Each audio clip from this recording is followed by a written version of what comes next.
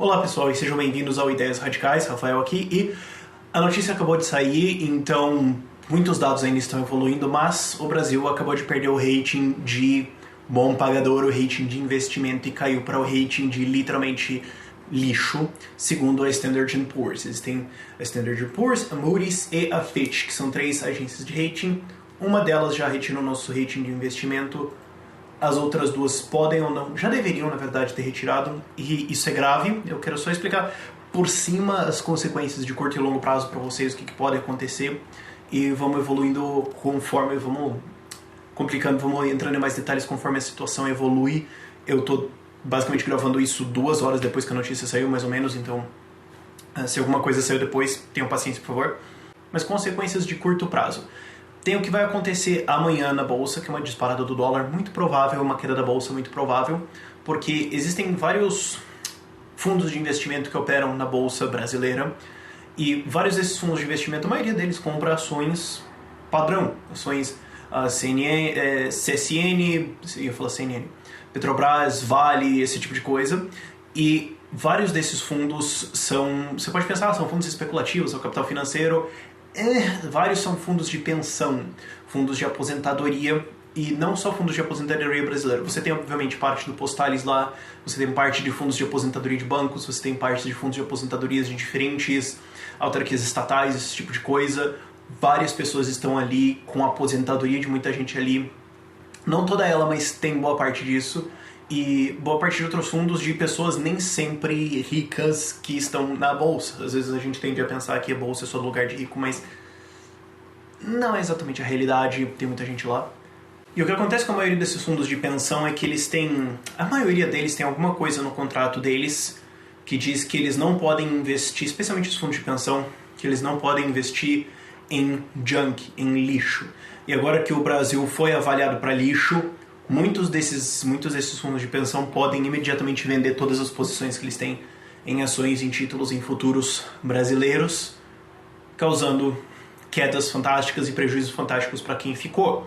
Então, quem fica aquela coisa de, bom, todo mundo está saindo, então eu tenho que sair também, porque senão eu perco muito, então eu tento perder o mínimo possível agora, o que gera problemas. É impossível prever o número, não me perguntem quanto vai cair ou o que, ou... É extremamente difícil de avaliar, mas isso pode acontecer amanhã. Massivas vendas de diferentes fundos de investimentos podem ser contra-atacadas por gente entrando, especulando, mas de novo, esse é daqueles números que assim, eu não sou a mãe de Ná para prever, mas esperem volatilidade, muitas movimentações fortes amanhã, porque essa é a verdade da Bolsa de Valores. Muita gente pensa que só o capital financeiro, os bancos malvadões, os capitalistas gordos que ficam pulando numa bolsa de moeda de ouro, esse tipo de coisa. Não, você tem muita gente pequena lá. Você tem muito futuro, muitas economias de pessoas lá que alguma coisa vai acontecer bem grave amanhã. E fora isso, no curto prazo você também tem a variação forte do dólar que pode acontecer ou não. Ela provavelmente vai acontecer alguma variação forte. E o problema do dólar não é o preço dele, porque se ele ficasse o mesmo por 6 anos, eventualmente as pessoas iam acostumar. O problema é quando ele dispara 30% em 2 meses. Eu não sei se esse foi o dado que aconteceu agora, mas...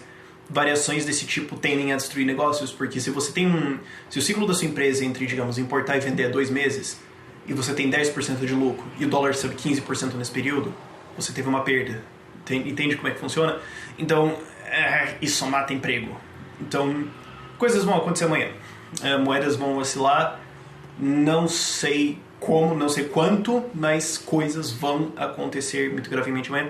E amanhã também, a fonte é o antagonista, então se eu errei é porque eles estão errados.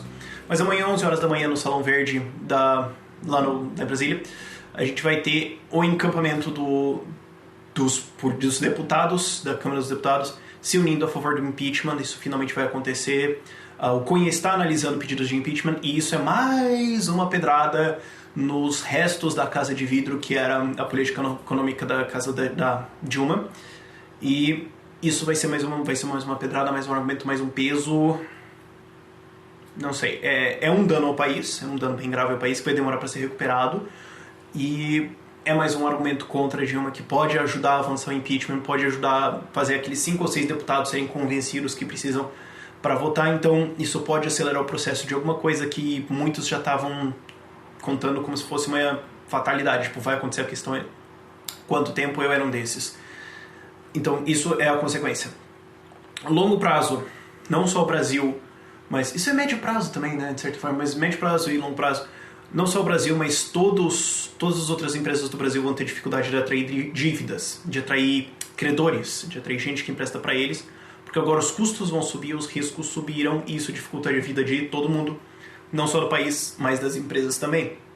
E isso complica ainda mais pro Brasil. Isso a médio prazo, pensando em meses ou até um ano, isso já pode ser sentido fortemente, que isso sobe o custo de empréstimo, o custo de juros de um empréstimo. Eu já expliquei isso em vários vídeos, eu não vou entrar em muito detalhe aqui, mas quanto maior o risco, maior o juro que os credores cobram do Brasil.